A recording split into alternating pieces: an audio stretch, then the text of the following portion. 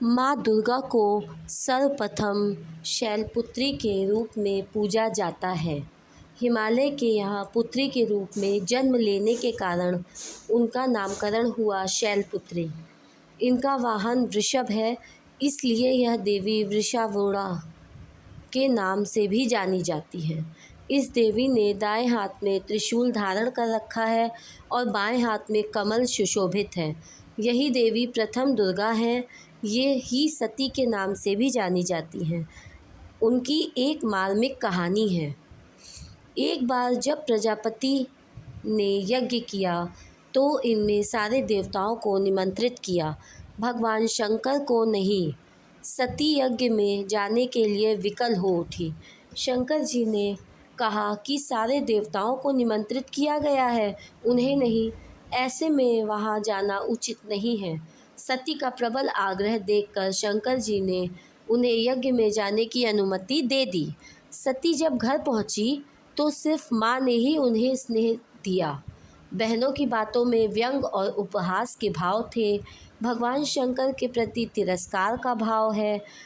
दक्ष ने भी उनके प्रति अपमानजनक वचन कहे। इससे सती को क्लेश हुआ।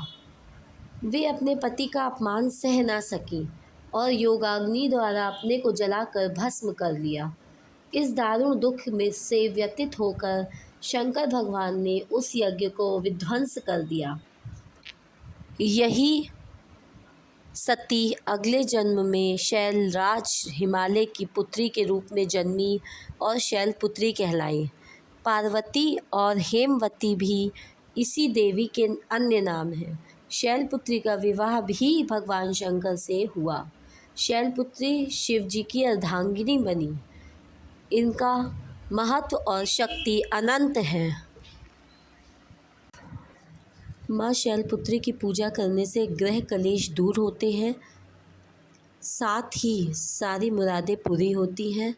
ऐसा माना जाता है कि पूजा के दौरान माँ शैलपुत्री की कथा का पाठ ना करने से साधक को शुभ फल की प्राप्ति नहीं होती, इसलिए कथा का पाठ करना ना भूलें।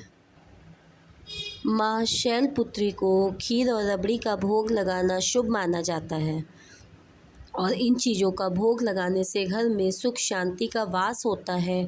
साथ ही में जीवन से डर से छुटकारा मिलता है।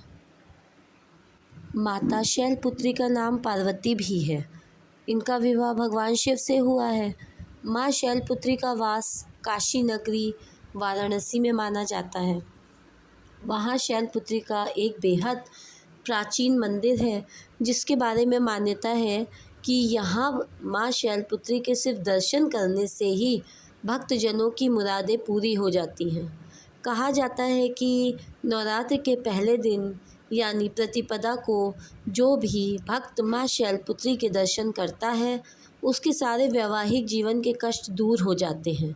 चूँकि माँ शैलपुत्री का वाहन वृषभ है, इसलिए इन्हें वृषारूढ़ा भी कहा जाता है।